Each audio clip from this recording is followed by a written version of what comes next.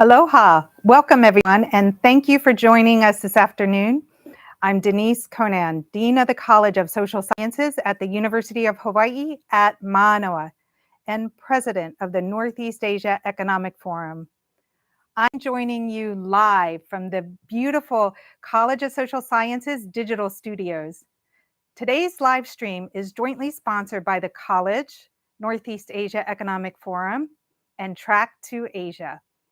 Today's presentation is part of a college's series, CSS Spotlight World. This is a webinar series that explores issues of international relations, diplomacy, and Hawaii's emerging role in a global society. Before we begin, I'm especially excited to let you know that we have a small in-person audience in the studio with us today, students and faculty from the College of Social Sciences. Welcome. It is now my pleasure to introduce our special guest today, Mr. Glyn Ford. Mr. Ford is the director of Track to Asia and a former long-standing member of the European Parliament. Glyn has traveled to North Korea nearly 50 times to promote international relations and peace between the EU and North Korea. And Glyn has a unique perspectives into the interworkings of the Kim regime and Pyongyang. His books include North Korea on the Brink and Talking to Korea. Today, he will be sharing his insights with us, and we are just delighted to have you with us today, Glyn. It's been a while since I've seen you, but I've seen you online at early hours of the morning as we were talking about. We are so glad we can be in person with you today, so welcome. I'm delighted to be back in Hawaii for the first time in about 3 years. Zoom meetings really don't give you the sun or the sand. It's such a pleasure to have you in person with us. But yes. Thank you. I'm delighted to be here for several reasons apart from the location. I think it's interesting for audiences in the United States sometimes to get a slightly different perspective on North Korea. Being a European, we're not in negotiation with the North Koreans in the same way. I think it gives you a different set of insights, because whenever Americans meet North Koreans, in a sense, it's a form of combat. Yeah. Whereas we have a kind of different relationship. And secondly, by accident rather than design, it's no merit on my behalf. In terms of relations with North Korea, I've fundamentally been in a situation where we've been talking to the party. In North Korea, like in all communist countries, the people who really make the decisions are not the ministries, but the parties. And we've been in dialogue. I've been in dialogue with the international department of the party. Two of the last recent foreign ministers over the last decades have ended up being promoted to the head of international department of the party. That's a promotion, not a demotion. So Kang Suk-ju, who was the chief negotiator in the six-party talks, spent a period of time before he died of colon cancer as head of the international department of the party. And I was involved in a series of conversations with him. And we brought him over to Korea. I know that his favorite book is Gone with the Wind. So a fact not many people will probably know about North Koreans in terms of their favorite American books. And secondly, we had Ri So-young, who moved from foreign minister to head of the party. And he was one of the four men in the room at the summit meetings with President Xi, with President Moon Jae-in, and with Donald Trump. So those are the people we've been dealing with, which gives you a slightly different insight. I've been engaged in a reasonably serious way with North Korea since 1997. At that point, the North Korean embassy to UNESCO, they didn't have an embassy to Paris, they still don't, or any other embassies near Brussels, actually came to see me to say that they had a food problem. They had a famine and they needed emergency food aid. And they actually raised with me whether at the time we had bovine CJD, and we were destroying millions of cattle, and they said, could they actually have the beef that we were destroying because people in North Korea were actually starving.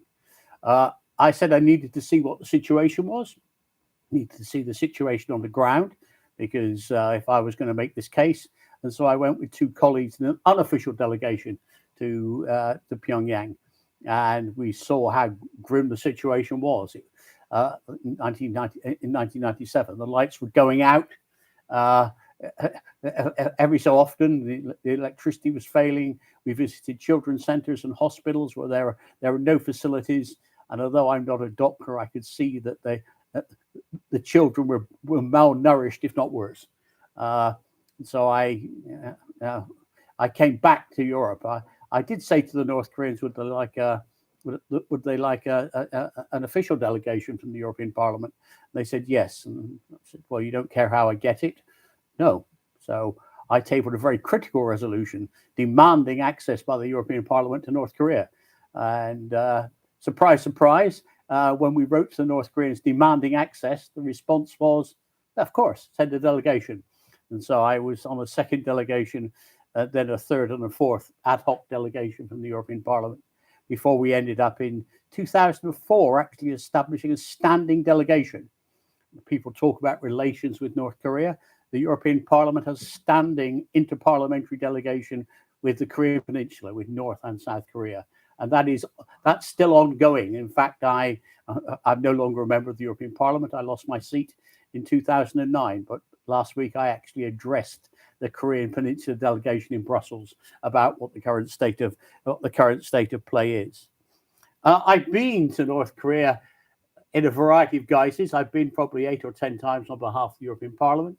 I've been on behalf of the Socialist Group in the European Parliament, and I've taken delegations of Labour Party members. Let me say the Labour Party has not sent a delegation to North Korea, but individual Labour Party members have gone on delegations. I've also been there on behalf of the Friedrich Neumann Foundation, which is one of the German foundations. It's actually a foundation of the CSU in Germany, when we talked about economic modernization. Back in 2010, I was asked if I would set up a political dialogue with North Korea. And they wanted a group of European politicians to engage in political dialogue. And I have to say, it seemed to me that was not possible. No European politician are going to want to have a political dialogue. But I did suggest instead that maybe we should get some former political figures to actually engage in a dialogue. One of the ones I approached was Jonathan Powell, Tony Blair's former chef de cabinet, who now runs an NGO called Intermediate on peacemaking and peace building. And he and I have organized this dialogue now for a decade. We haven't been there since 2018 because of COVID, but we've had probably 15 meetings, one in Europe. So it's been very difficult to bring the North Koreans to Europe, and the rest in Pyongyang. And as I said, our interlocutor has been head of the international department of the party through all that process.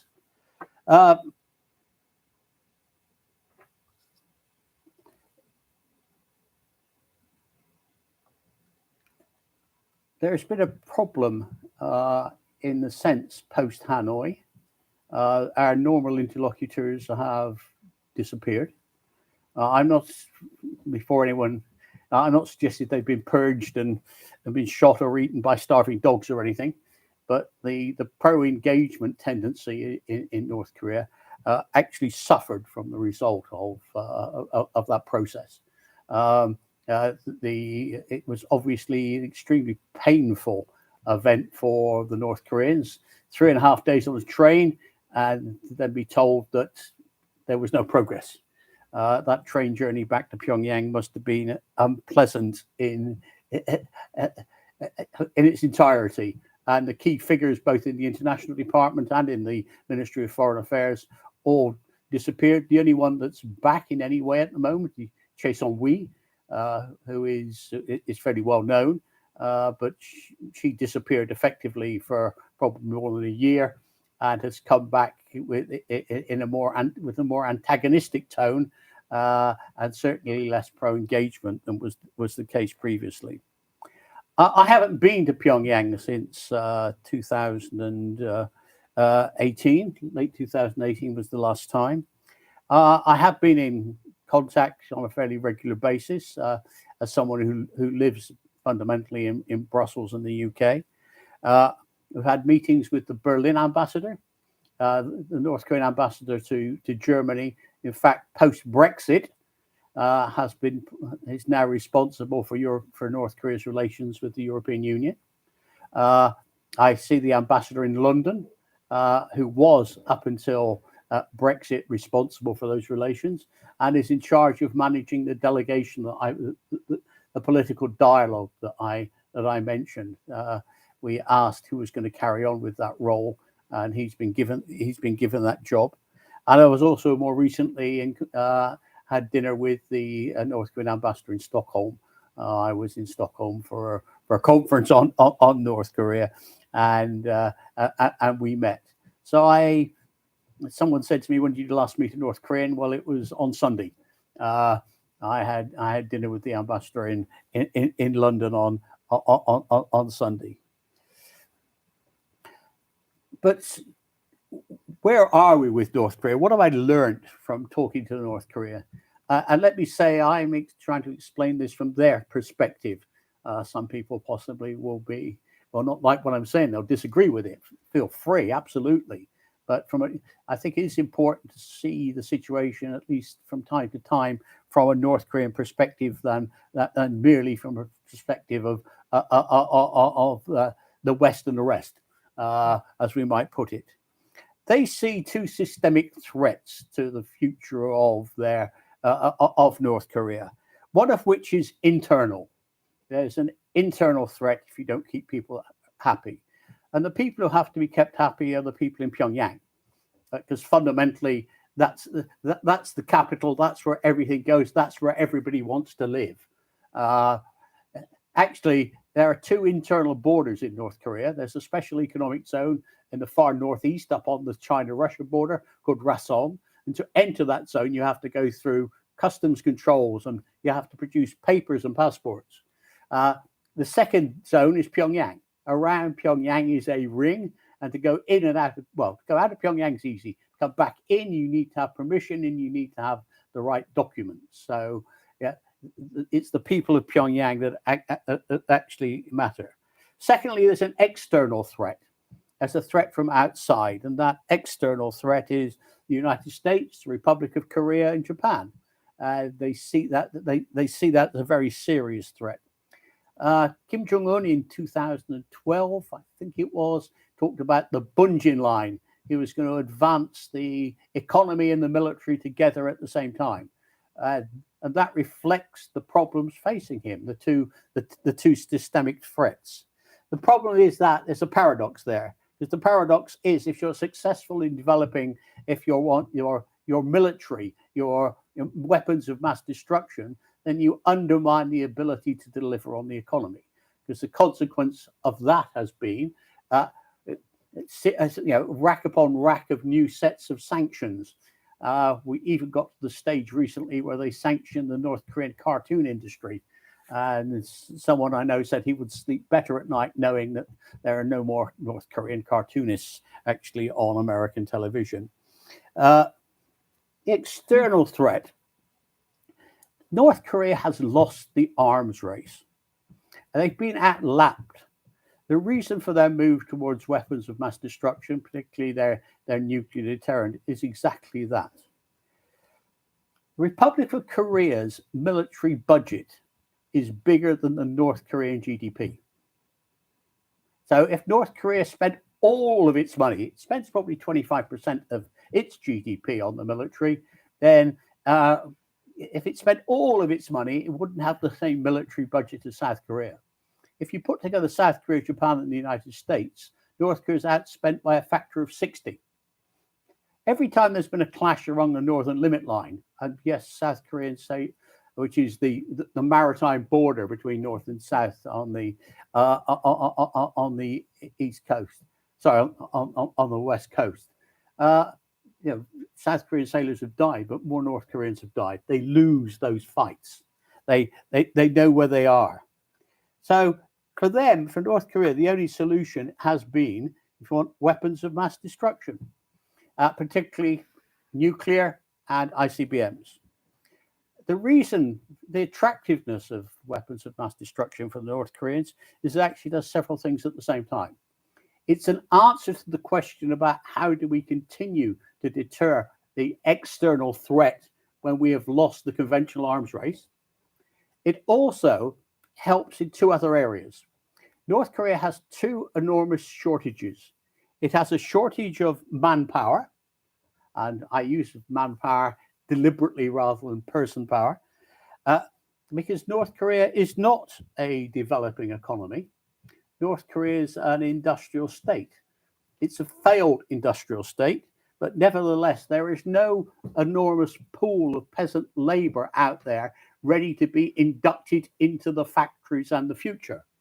So if you want more people working in manufacturing, then you have to get them from somewhere. And the obvious place is from the million-man North Korean army. You could easily decant 100,000 people out of that system if there are alternative ways of deterring the South, the United States, and Japan from taking action. The second shortage area is energy. North Korea's got an enormous energy shortage. Things are a bit better than they were back in 1997, but outside of Pyongyang, you're lucky to get electricity for maybe 4 or 6 hours a day. In Pyongyang, most of the time it's there, it's available, but nevertheless, it makes it a problem. North Korea is heavily dependent on hydroelectricity, but on the basis of various surveys, they've almost reached the limits, and they're having a problem with climate change because now you're getting bigger and worse storms, the result of which sediments being washed into the reservoirs and the hydroelectricity is less effective. They have a big coal industry, but again, that can be problematic. In the past, they've had floods, and some of those mining areas are still not entirely recovered.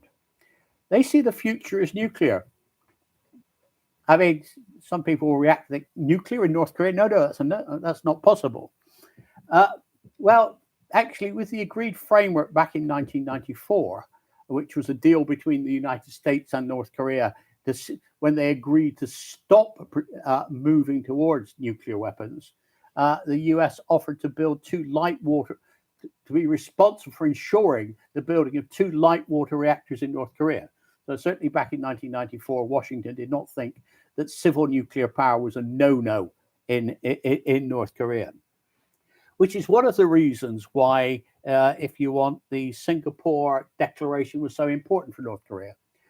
The Singapore Declaration, you'll remember, which is after the first Trump-Kim meeting, actually said that one of the aims was denuclearization of the peninsula. Now, that's a very important issue, denuclearizing the peninsula, because from a North Korean perspective, the way you read that is clearly the South Koreans are not going to give up its civil nuclear program, so we can have a civil nuclear program as well. So, which is why, and I probably come back to it, is why some of the early statements by the Biden administration missed that point. They may not have wanted to use the same language as President Trump and his administration, but when they started referring to denuclearization of North Korea, that was very definitely picked up in a big way in Pyongyang and a very negative way. In terms of the economy, in terms of keeping the people who matter happy, it's about economic reform or economic modernization. The problem is that the image Donald Trump had of a changing North Korea was a North Korean of US-style capitalism. With there was that famous video he showed to Kim Jong-un of sort of condos on the beach and McDonald's or Kentucky Fried Chicken on every corner. No, this is economic reform Asian style.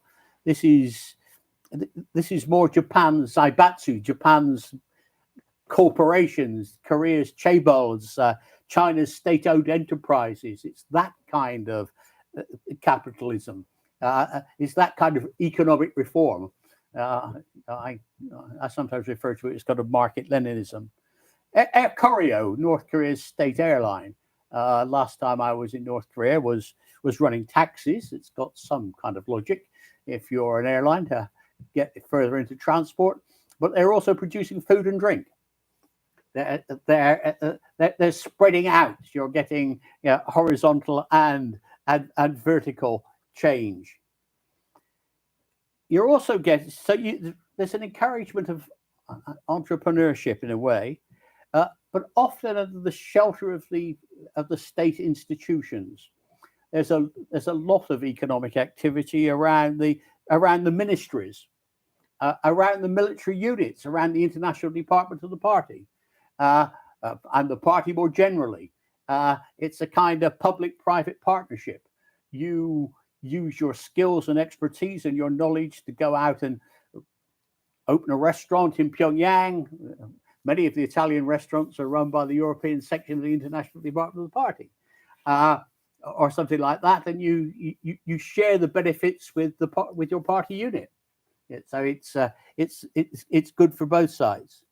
But at the same time, you also have the kiosk capitalists following the arduous march, the famine.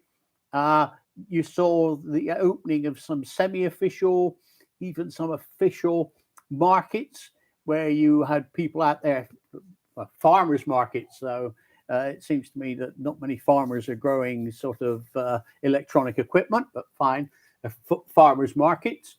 And some of those people borrowed money. Some of them went bankrupt or in a bad way. Many are surviving. 1 in 100 actually made a success of it. I mean, a real success and made real money. And they're the Dongju, the new rich in Pyongyang. And there's been some comments recently about the fact that Kim Jong-un is actually clamping down on the economic reform process. My analysis of that is that's exaggerated.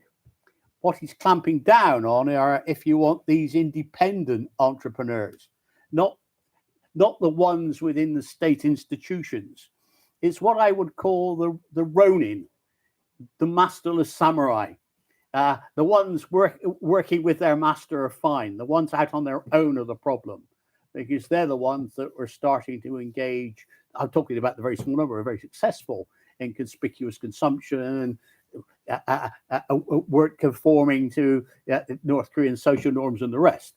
And it seems to me that it's a misjudgment of what's happening in North Korea to take the view that what's being done to the people, to this group, is necessarily a signal that there is no support for economic reform. If only because there's not very many alternatives. The North Korean vision is a very old-fashioned vision. They think that they can have they can develop a tiger economy like Hong Kong, Singapore, Taiwan, or whatever. And their tiger economy is going to be modeled on people in their thousands working in factories. Now, that's not really a model we see as the future very much in the United States and Europe.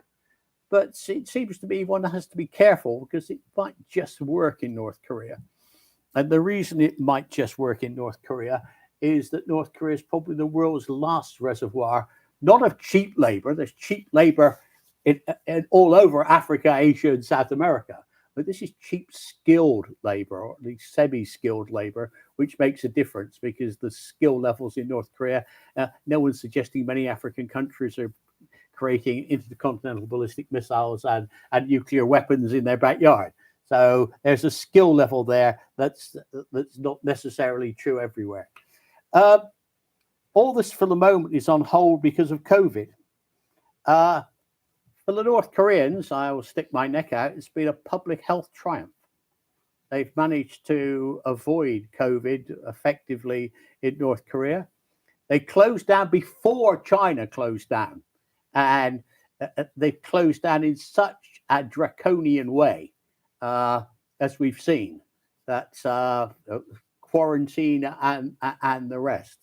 That the only thing is, it's been an economic disaster because the economy's stopped, and they're because there are no external inputs coming in at all. And they may be a Juche philosophy, self-reliance, but there's a limit to self-reliance, and so we have to deal with that particular issue. I mean, North Korea had the experience with Ebola. No case of Ebola probably got within 5,000 miles of North Korea. But with Ebola, they did the same thing. They actually closed down very early. They maintained closed and then opened up. The problem is that they learned the wrong lesson from that. And they weren't alone, because the countries that have gone for a zero COVID policy on the assumption that if we clamp down, eventually it will be wiped out, have been proved wrong. China, Australia, Taiwan, New Zealand, and North Korea are all facing the prospects. You can't remain closed forever. How do you actually open up? North Koreans have talked about having producing their own vaccine, or actually having a vaccine production plant given to them by the international community.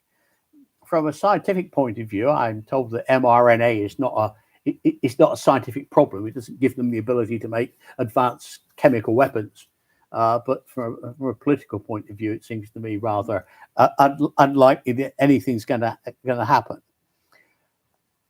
There's some hints that Omicron might be good news. I mean, in the sense it's that much less severe. It's possible to get to a herd immunity, and I don't know the numbers, but certainly with less pain. Of course, there's always the prospect now that the world's beginning to develop tablets to deal with it. People ask me about unification. The North Koreans are not interested in early unification. The people at the top in North Korea are well aware that their economy is 50 times smaller than South Korea. Early unification can only be assimilation. So what they say is, what we want is for the South Koreans, and mainly the United States, to end their hostile policy so they can go out and develop their economy with these big factories and the rest. Come back in 25 years when we're at least in the same league as you, the South, before we can talk unification, because of course there's very little attraction to assimilation. I've left it a while before we get to the kind of the elephant in the room. The nuclear weapons and nuclear deterrent program. The North Koreans have successfully tested a number of nuclear weapons underground. Some of their early tests were fizzles. They didn't properly work, but they learned from that process, and they got to a point where they have successfully tested a number of nuclear weapons, including what is generally considered to be a hydrogen bomb. On their missiles, they have very effective short-range and medium-range missiles, and they've tested 2 intercontinental ballistic missiles, which demonstrated a range to get to the mainland United States. No one's set off any March the 20th warnings yet in mainland USA, but it seems to me that North Korea has the capacity to crash land a missile somewhere in the mainland USA. What does that actually mean? Well, the North Koreans have certainly developed an ICBM that could crash. It's not clear they actually have the payload capacity. I mean, nuclear weapons, even miniaturized ones, have a payload. But let's assume they've got payload and they've got the ICBM. They have not yet developed solid fuel for stages, because with liquid fuel, you've got about 7 or 8 hours notice before they take off. So you can't assume that Washington will do nothing. With solid fuel, it's down to minutes. That makes it a very different proposition. But the three main problems are marrying together a weapon and a platform, which is they've not yet done. Secondly, is re-entry. There's very little evidence that the North Koreans have occasionally made reference to it, because they've been reading the same material I've been reading about the fact they have no re-entry capability. Because building re-entry technology to actually bring a weapon back through the atmosphere when temperatures rise to thousands of degrees is far from easy. And lastly is guidance. There's no evidence that any guidance. Someone in the State Department some time ago told me they thought they'd be lucky to hit within 200 kilometers of the target, which means that if they're aiming at Pearl Harbor, watch out sort of the Big Island. So you've got that problem. And they've also got the knowledge that they'll get immediately wiped out afterwards. People have got very excited about some of the recent tests. I mean, North Korea back in 2017, after the successful ICBM launch, they had the nuclear test, I think, back in September. Then they had 2 ICBM launches in November. And after the second of those ICBM launches, Kim Jong-un announced that we now have our nuclear deterrent, and he was going to impose a self-imposed moratorium. He got nothing for it. I mean, no deal from the United States or anything else. We are not going to test again for the future. Now, we then went through Singapore, Hanoi, and the mini summit in Panmunjom and the rest. And he maintained that moratorium until comparatively recently, when he announced that the moratorium was over. Now, they've not tested a nuclear weapon since, and they've not tested an ICBM since. They've tested intermediate range missiles, but not an ICBM. The testing is driven by a number of factors. I mean, like the US, like the European Union, the North Koreans are continuing to develop their military capacity. There's only so much that can be done in the labs and so much that can be done on components. So I think a lot of the testing is technology driven. You need to test the new technologies. You can't assume they're going to work again when you put them together, even if they work individually. And it's the same as the US argument. The US argues, rightly so too, that joint military exercises are necessary to ensure that we continue to have operational capacity. The North Koreans would argue that our early year missile tests in numbers are also there to demonstrate we still have the operational capacity there actually on the ground. They do sometimes pick provocative dates. I mean, they may need to test their missiles, but they can wait a few days till it's an appropriate date. And actually, I was rather expecting something yesterday, because it was the 80th anniversary of the birth of Kim Jong-il. Okay. So disappointed might be the wrong word. I was slightly surprised that there wasn't something. I thought there might be a satellite launch, because hanging out there are Kim Jong-un's speech at the 8th Party Congress and the more recent speech at the 4th plenum of the party, when he said he forecast the missile testing. I mean, he said we're going to be testing missiles, and he also said we're going to launch a satellite.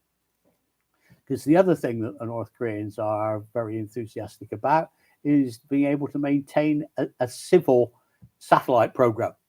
They say the South Koreans have got a satellite program, Japanese have got a satellite program. Why can't we have a satellite program? So those are two difficult issues. I have to say that I think that satellite program is probably more problematic than a nuclear program. So what do the North Koreans want to give up their nuclear program? Well, there's two elements to it, one of which is security guarantees. They need security guarantees, and it was put to us very clearly on one of the meetings.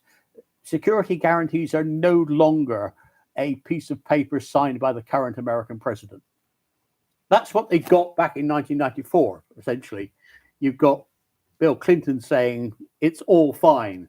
It turned out it wasn't all fine when George Bush ripped it up. And more recently, the North Koreans have seen, not to them, I mean, President Trump engaged with North Korea, but he didn't engage very well with Iran. And so they want something that's more than that. And it's been interesting that the North Koreans have been following the joint, the JPCOA, the JCPOA, Joint Comprehensive Plan of Action, which was the Iran deal, and what's been going on around it very carefully, because they see something a bit like the Iran deal as providing the security guarantees that they're looking for. And what impressed them was Trump's attempt to abrogate the deal, because unlike when George Bush abrogated the agreed framework, that was it. He said one day, it's over. The JPCOA, JCPOA, what happened was, hang on. The Russians and the Chinese said that the Iranians are fulfilling their part of the deal. More importantly, the European Union, the United Kingdom, France, and Germany, all of whom were signatories to that, said they're fulfilling the deal. So the deal was fundamentally the Security Council Plus had a robustness and resilience that was not true of the agreed framework. So that made a big difference. And secondly, they're looking for a measure of compensation. I mean, the agreed framework was to give the North Koreans $4.5 billion worth of light water reactors. 25 years on, and the fact that they're now not giving up their development program, but giving up both a nuclear and an ICBM program, you're probably looking for a payment of at least 15 to 20 billion. Now, the problem is that there's no way that any American president is going to be willing or able to actually pay that. I mean, if Joe Biden suddenly decided he was prepared to pay that, Congress, even with the Democrats in control, wouldn't pass it. So that means that while the early negotiations on any deal will be clearly between Washington and Pyongyang, and between Seoul and Pyongyang, at the later stages, it's got to go wider, because if you're going to have the Security Council Plus, and the plus this time won't be Germany, it's more likely to be South Korea and Japan. It's going to be a similar kind of structure, and they're going to want to be involved in it. And interestingly, the Chinese are now beginning to talk for the first time in probably about 5 or 6 years of six-party talks, which is basically China, Russia, South Korea, North Korea, Japan, and the United States. And the reason for that is the changes in politics in Japan. Abe was seen by the North Koreans to have wrecked the six-party talks over the issue of the abductees. I'm not supporting the North Koreans over the abductee issue at all. What went on was absolutely terrible. But nevertheless, that was how the North Koreans saw it. So for them, it wasn't possible to do a deal with Japan kind of in the room. Suga, who succeeded Abe, was of the same faction and was Abe's chosen successor. Now you've got with Kishida, you've got someone from a different faction of the Liberal Democratic Party in Japan who might be prepared to take a different approach. Won't be entirely different, but it won't be quite so brutal. Kishida is the last senior Japanese politician to actually meet with a senior North Korean I'm aware of. When we brought Kang Suk-ju to Berlin in 2014, Kishida, who was then foreign minister, happened to be stopping in the same hotel as we were at the same time. And the following morning, the North Koreans looked as if they'd had no sleep. Kishida disappeared, and there was an announcement there'd been some progress on the abductee issue. But so Kishida might be in a different situation. The difficulty will be getting people back together. I can't underestimate how brutal, from a North Korean perspective, Hanoi was. They went. The 2017 New Year's address by Kim Jong Un was the what everybody remembers for saying nice things about the Winter Olympics, which meant that suddenly there was a joint North-South Korean hockey team, and his sister went with the head of state and Mike Pence was sat grumpily behind them, and the rest. That was seen as the opening and the breakthrough. But in that New Year's address, he talked about going into mass production of nuclear weapons, about and similar bellicose things, which nobody remembers at all. The 2018 New Year's address talked about decommissioning the elements of the armed forces, about turning tanks into tractors, and a whole series of other things like that got completely overlooked. Kim came to the table in Hanoi prepared to give up the whole of the Yongbyon nuclear site. Now, that's not all they had. I'm absolutely not arguing that, but it was a very big first step, and there was no way you're going to get anywhere without doing this step by step. I mean, the North Koreans are not going to go from being a nuclear state to giving them all up overnight. This is going to be a 10-year program, which is why you're back with the JPCOA, because it's going to be at least 2 presidencies in the United States, if not 3. So you've got that problem which needs to be taken up. You also have to say that the Yongbyon issue was also around inspections, because if it was Yongbyon only, it was possible for the United States to come in and inspect very simply that site to check that they were fulfilling what they promised to fulfill. The North Koreans have very long memories. Back in the late 1940s, there was the Pauli Commission that went into North Korea, an American-led commission to actually check whether the Russians were repatriating North Korean, or Korean at the time, industrial equipment back to the then Soviet Union. And the Pauli Commission came back to Seoul and said, no, the Russians weren't they weren't taking reparations. They weren't taking this industrial equipment back. Fine. When the Korean War started, they used the results of the Pauli Commission for targeting. The North Korean, I suspect probably almost nobody in this audience has ever heard of the Pauli Commission. The North Koreans have, and the consequences. So you need to be aware of that.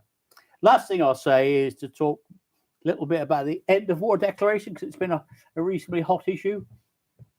Firstly, it's not going to go anywhere. I mean, if it was going to go anywhere, it might have gone somewhere 2 months ago, but now it's too late. We're literally weeks away from the South Korean presidential elections.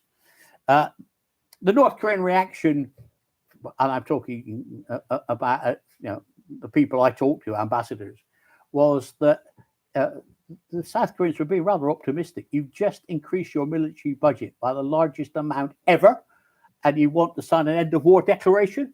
I mean, yeah. I mean, from Moon Jae-in's point of view, I mean, it seemed by the North Koreans as self-serving. Firstly, it was a legacy issue for him. Fine, we all look for legacies in our political lives. Secondly, possibly a good thing, but it was to lock in the next president, because at the moment it's looking tighter now. But at the moment, I think the Conservatives are ahead in the South Korean presidential elections, and it's difficult to imagine any even conservative South Korean president sort of rejecting the previous end of war declaration. That would send pretty grim signals. And thirdly, it was an issue between Washington and Seoul, because, of course, it's the issue of operational control. South Korea, understandably, is very keen to get operational control of military forces back in wartime. Well, get it for the first time since 1950. It wants that back. Any end of war declaration would not have removed UN command, but it kind of would have weakened their authority a little, and it would have made it more difficult for the American administration to actually resist that change. I think actually I'll stop at that point. I had a little bit more to talk about, but that may come up in the questions. Oh, thank you so much, Glyn. Thank you so much. It's so unique to get this, a European perspective, but also your long history with North Korea. You can see in a much deeper, more nuanced kind of a way what's happening there.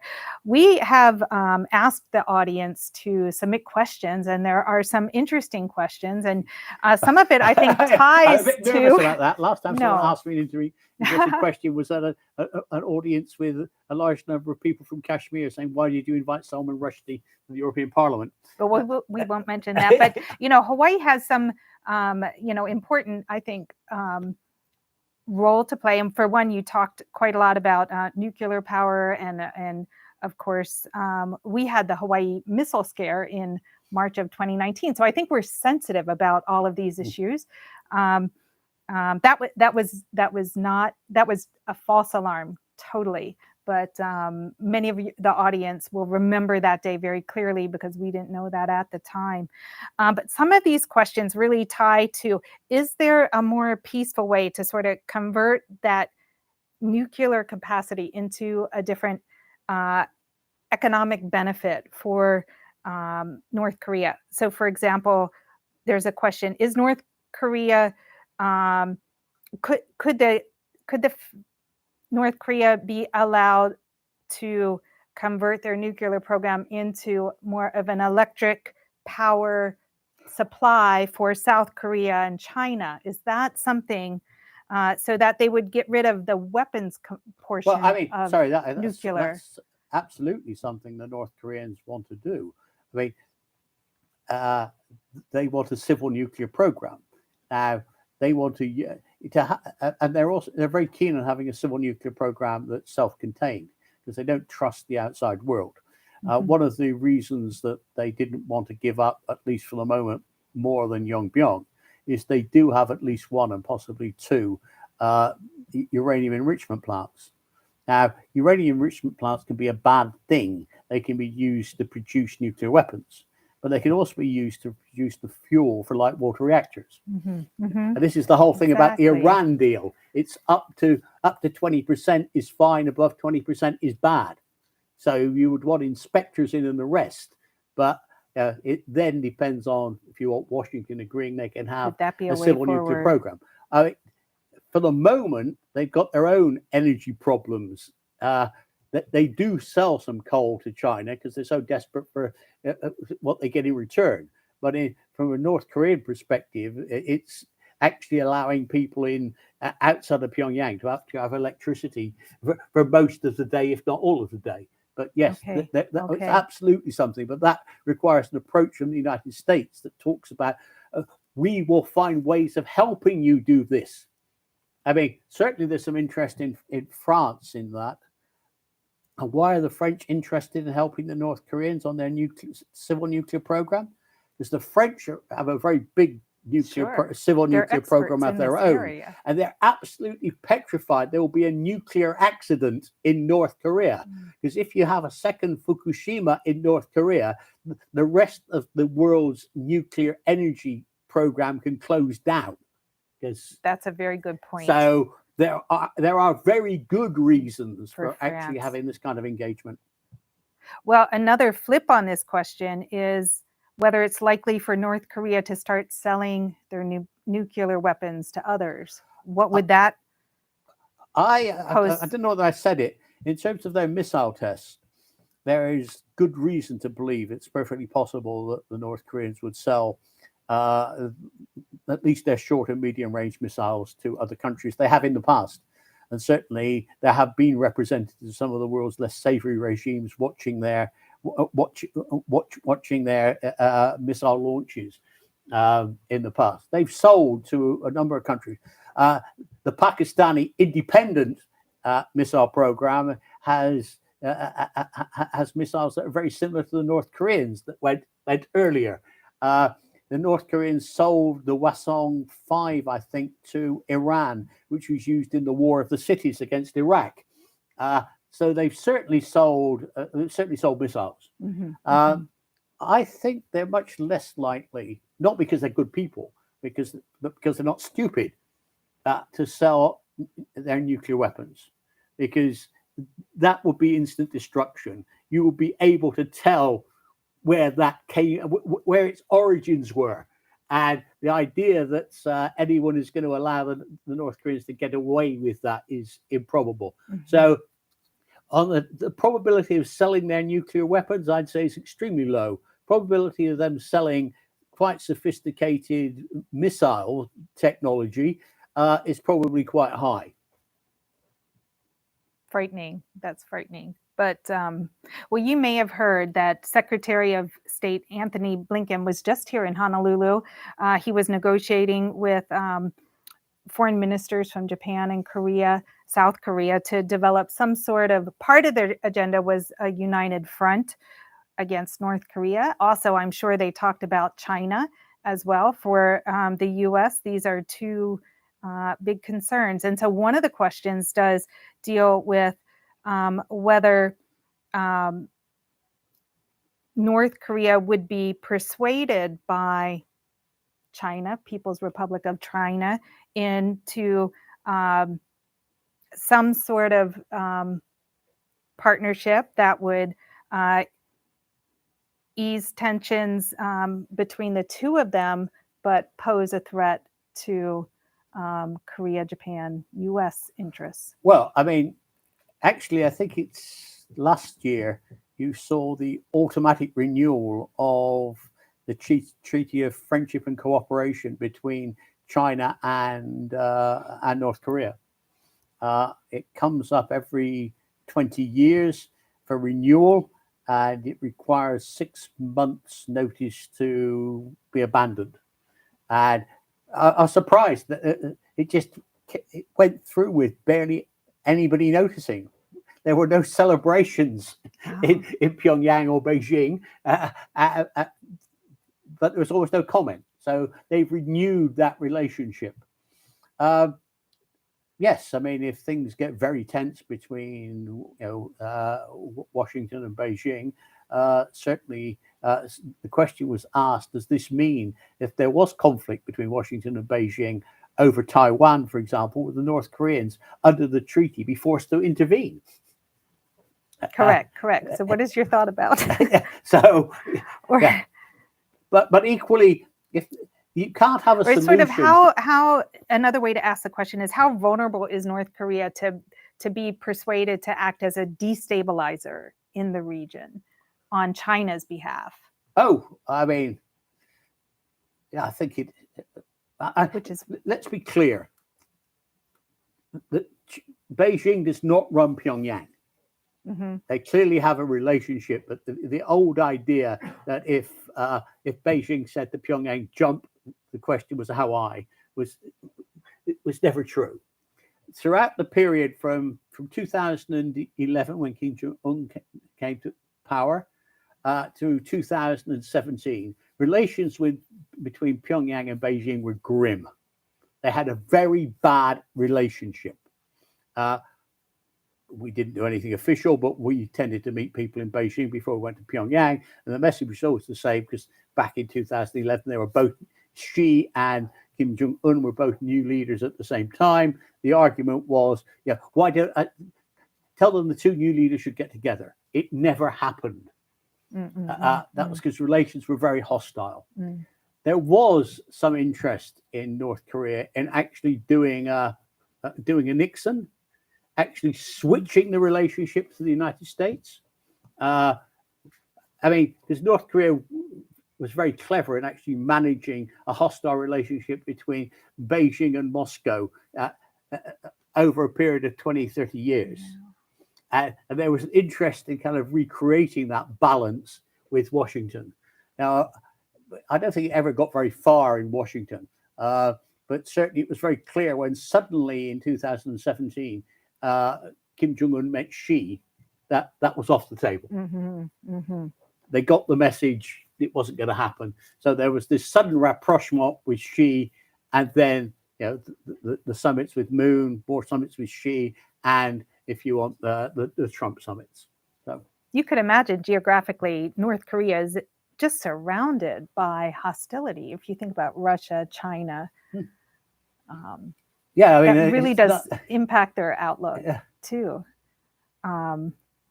Well, another stream of questions really had to do with kind of international trade and what is there, and what, one part of it is how is North Korea approaching strategies for sanction evasion, or where do major imports come from for the North Korean economy? Well, I mean, firstly, let's say anyone who had any belief in sanctions must abandon that now. The North Koreans have imposed on themselves the most arduous sanctions one can possibly imagine by closing off their economy for nearly 2 years. Oh yeah, that's true. So what on earth are you going to do to them? It's going to, I mean, this idea, one more squeeze and they'll come running to the negotiating table approach. It seems to me, if anyone believes that, I mean, yeah, they're in fantasy land. I always have visions of Kim Jong-un sat around a table and someone saying, well, yeah, if we don't go talking to the table, then they're going to sanction the cartoon industry. Oh, well, fine, in that case. So, yeah. Do they evade sanctions? Yeah, they use every way possible. They don't accept the sanctions. They see the sanctions as illegitimate. I mean, I don't remember a single country that ever accepted the sanctions. The South Africans did not say, oh, the UN has sanctioned us, so we'll give up apartheid. They got round sanctions. Syria, Iran, for someone many not cases to evade where it sanctions, has not worked very well. Well, I think another set of questions really has to do with, the people of North Korea and their perspectives. And if you could turn to more of that human side, do the people in North Korea really know about the, in the democratic world, do they know about the privileges, the freedom, the resources that people enjoy? Do they, and how do they see that? I mean, they're not ignorant. I mean, certainly the people we deal with, obviously, they tend to be the people who actually traveled abroad. But North Koreans get these days amongst young people, I'm told, if you don't know the latest South Korean pop songs, you struggle with getting a girlfriend. There's some fashion there, fashionable haircuts, clothes. There even moves into cosmetic surgery. Their holiday. I mean, there's a new middle class in North Korea. I mean, there are package holidays to Mount Kumgang. The new ski resort is only in Pyongyang. There's fun fairs, there's water parks, dolphinariums, all available. So yes, I mean, the only reason the ski resort is halfway between Pyongyang and Wonsan is you can't get it to snow in Pyongyang. So, but that's aimed for the same set of people. There's quite a lot. I'm told there's quite a lot of South Korean dramas that are available on UBS sticks and the rest. So they have a reasonably good idea of what's going on, but equally, they are aware when they're watching, if you want, a South Korean soap, that not everybody lives like that. If I watch an American soap, I don't think all Americans are like that. So yes. Well, I think the urban people are certainly well aware. I'm not so sure it's true in the rural areas, because the rural areas are much more cut off and the rest. Do you have wrapping up? Do you have any special thing to say towards Hawaii's involvement in some of this? Is there a role that Hawaii can play? Well, I would certainly see a potential role for Hawaii. They've just got to seize it. I mean, for a long time, as you know, I was a regular attender at the Northeast Asia Economic Forum that was set up by Dr. Lee J. Cho, who tragically died. Yes, thank you for bringing that up. You know, one month I was talking from Brussels at 4:00 in the morning to the Northeast Asia Economic Forum session, and tragically the next month it was to attend an online funeral. But I mean, he was a pioneer, but I mean that needs to be picked up and carried on, because he had a set of contacts that needed to be exploited. We're doing our best to do that. Yeah, not only, I mean, in Japan, right. Former Foreign Minister Taro Nakayama came to some of our events. In fact, the last one in Honolulu, I remember Taro Nakayama being there, the former Foreign Minister. Certainly in South Korea, in China, Yes. certainly in parts of Russia, because Northeast Asia Economic Forum was really about the Russian Far East. Vladivostok. And back in 1992, the Northeast Asia Economic Forum took an enormous group of something like 300 people to Pyongyang and up to Rason, which was just opening as a special economic zone. And I organized, when was it, about 5 or 6 years ago, a trip for a part of the Northeast Asia Economic Forum into Rason, where I went in with Lee J, and we talked to the North Koreans. So, I mean, I think there are projects that can be done. I mean, thank you. I think this is going to be something that's going to be approached a bit like the Helsinki process. There are going to be boxes. There are going to be, and the problem with the US is the US only wants to talk about its box, which is denuclearization. The North Koreans only want to talk about their box, which is about end of hostile policy and resources to get our economy going. So you need to insist that both sides, both Pyongyang and Washington, talk about them in separate boxes, but at the same time, because that's how you're going to make some progress. And it may be something that the Northeast Asia Economic Forum or Hawaii can do for that. Thank you so much. Well, that's such an inspiring note to end upon. And thank you so much for being with us today. We so appreciate it. Glyn Ford. Thank you. Mahalo.